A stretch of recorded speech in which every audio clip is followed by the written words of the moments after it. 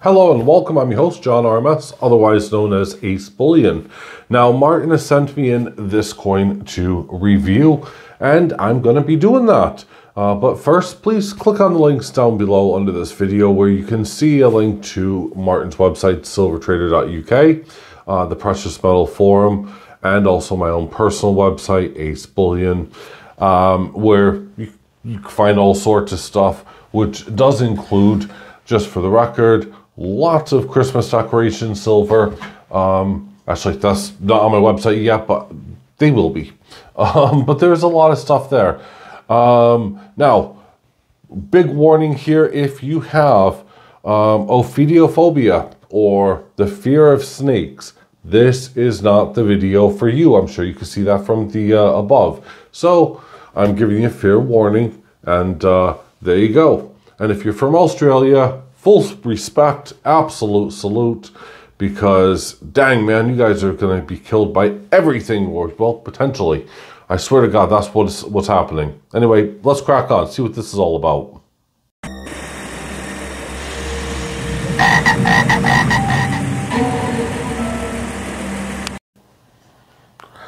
All right, so we're going to start off with the face, side of things here, which has a denomination of $1. Now this is made by the Royal Australian Mint, and it has a mintage of just 25,000. And by the way, is a relatively cheap coin to purchase, especially for collectors. So I'm taking a look here at Silver Trader's prices. I'm not going to say it, but it is actually a very cheap and awesome coin. Now you can see here the tribute above, where Queen Elizabeth had reigned, so from 1952 to 2022, and down below we'll also see the correct year for this bullion coin, and it's 2024. We also have Jody Clark's initials there, and absolutely beautiful for Queen Elizabeth II. So still admiring these coins wherever they are. It's just a nice tribute, and yeah, okay, there's a lot of them now, but yeah, some are more tribute-y, I guess, than others. It has a lovely reeded edge going all the way alongside of it, and the Royal Australian Mint has done a phenomenal job. Now, as I said, if you have a fear of ophidiophobia, then turn away. Giving you 3, 2, 1, here we go. Dang. Dang, dang, dang. Honestly, woo. This is, oh, yeah, this is gorgeous. Anyway, let's have a look first at some of these juicy details here on the side. We have 1 ounce, 3 9s fine silver off on the 9 o'clock position, or 8 o'clock really, I guess. We have the tiger snake written above, and then we have what is just a generic kind of Australian outback background. Now, what's interesting is some of the facts you're going to see, or that I'm going to tell you, are, you'll kind of question, I guess, this background a little bit, but, hey, Australia, just, you guys, I mean, I swear, you think it's safe to be anywhere in Australia, and this snake is about to prove you wrong amongst all of the other 4 in the series. So this is number 5 in this series. Of course, we have the box jellyfish, the desert scorpion, the great white, and the redback spider. And this snake here is, well, he may look, kind of cute, attractive, and everything else. Understanding, by the way, there's some black stripes on them, and that's to help them absorb heat, believe it or not, because they need it. But yeah, it is absolutely epic. And I'm just having a look to see. Well, it's just blade of grass. I was curious to see if that was something a little bit more interesting. So, why is this snake so dang deadly and dangerous? Where do I begin, folks?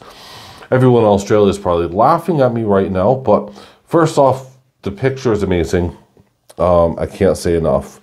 But it's made it up.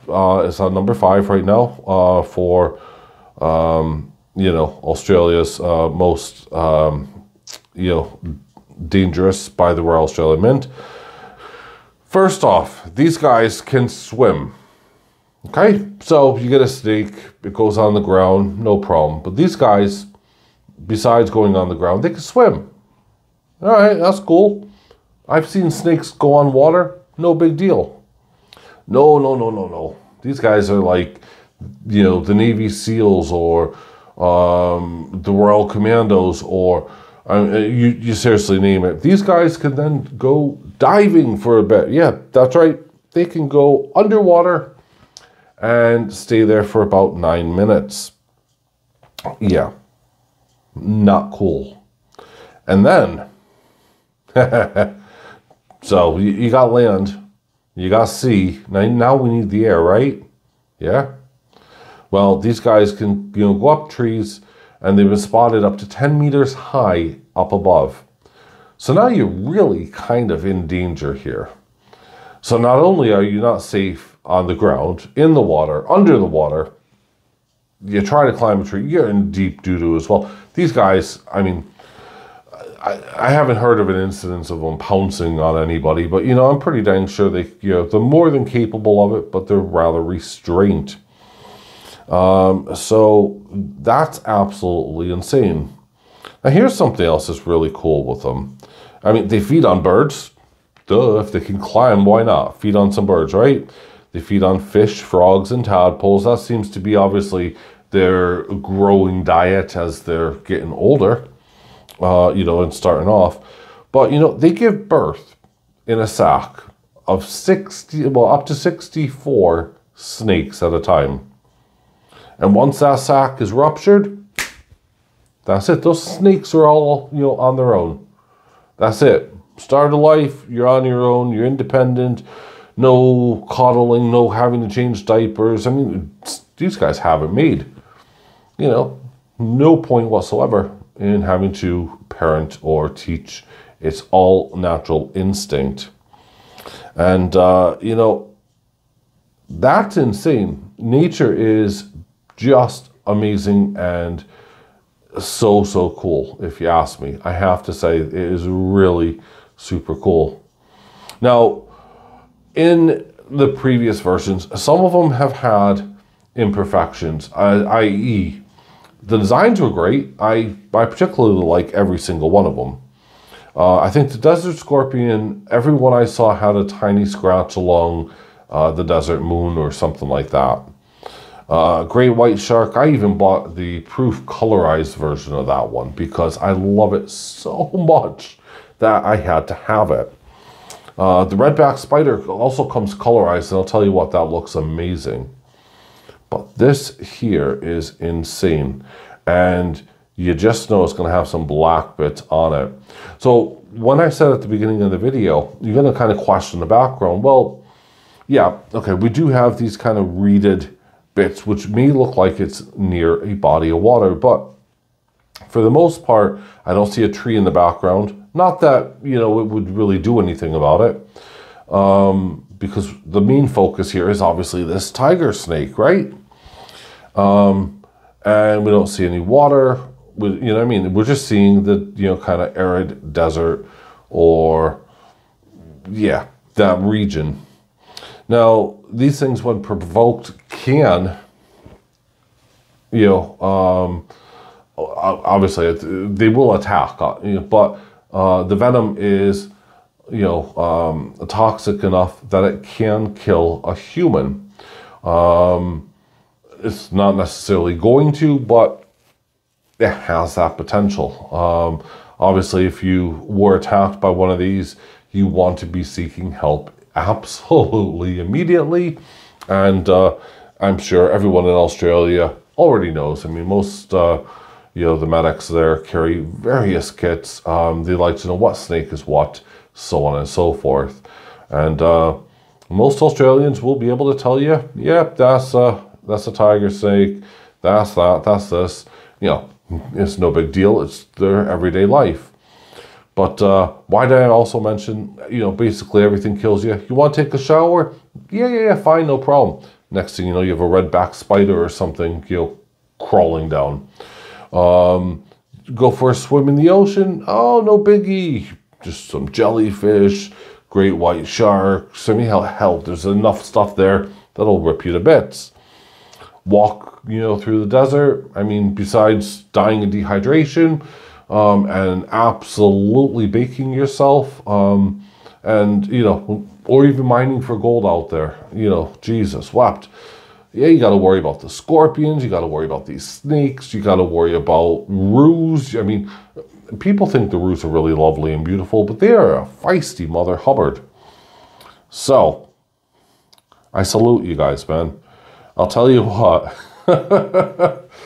from America, where, you know, I grew up, you know, okay, we had wolves and, you know, a whole bunch of little things like that. I'm sorry, I'm pulling a blank here of the tiny, Black Widow, there you go. Yeah, so those things, you know, kind of, yeah, annoying. And yeah, we get jellyfish and stuff like that. Here in England, I swear to God, we're like under a perfect duvet or blanket of protection.